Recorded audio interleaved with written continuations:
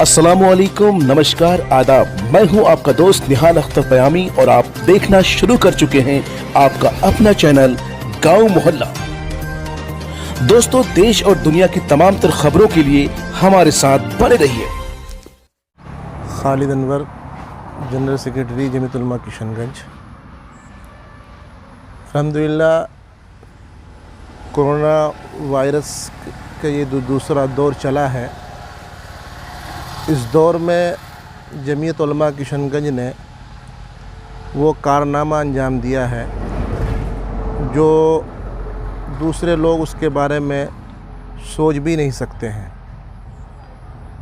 तकरीबन 2 महीना का से ज़ायद का अरसा गुज़र चुका है।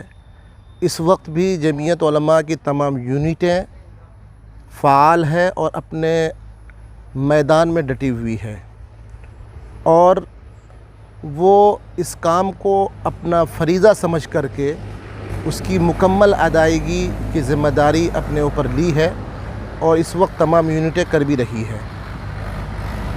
अब तक का जो अरसा गुज़रा है लॉकडाउन का और अनलॉक का जो चल रहा है, इस वक्त तक जमीयत उलमा किशनगंज की तमाम यूनिटों की तरफ से जो तजहीज़ व तकफ़ीन अमल में आई है, तकरीबन उनकी तादाद 63 है और सबसे ज़्यादा अगर अमवातें हुई है तो वो बहादुरगंज ब्लाक में हुई है और बहादुरगंज ब्लाक में तकरीबन 23 अमवातों में हमारे यहाँ की यूनिट के जो ज़िम्मेदार हैं मौलाना नफ़ीस अहमद साहब, इसी तरीक़े से कारी आज़ाद साहब और इन तमाम को की अगवाई करने वाले जनाब दिलकश राही साहब और उसके बाद मौलाना वसी अख्तर साहब, मौलाना मरगूबुर रहमान साहब, मुफ्ती मनाजिर ज़की साहब, इन हज़रात ने मिल कर के बहादुरगंज ब्लाक में 23 लोगों की तजहीज़ व तकफ़ीन की है और बड़ी खुशी होती है कि जब ये लोग बिल्कुल इखलास के साथ काम करते हैं। अभी रमज़ान के आखिर अशरे की बात थी कि इंजीनियर रुबाब साहब का पटना में इंतकाल हो गया था। मास्टर मुजाहिद साहब भी उसमें शामिल थे।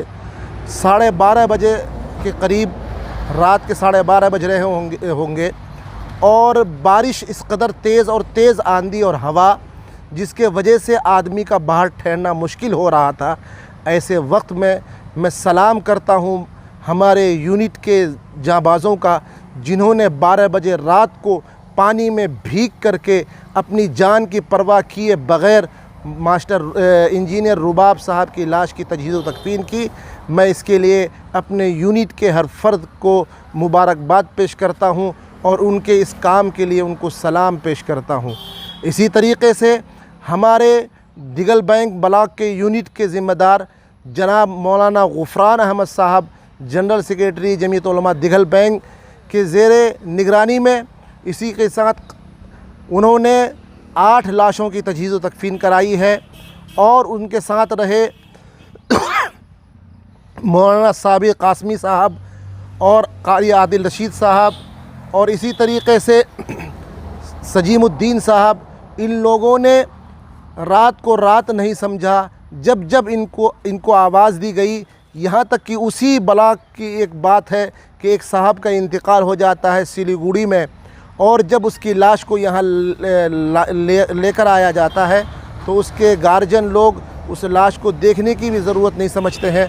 ऐसे वक्त में जमीयत उलमा खड़ी होती है और खड़ी होकर के वहाँ उनकी तजहीज़ व तकफ़ीर का काम भी करते हैं।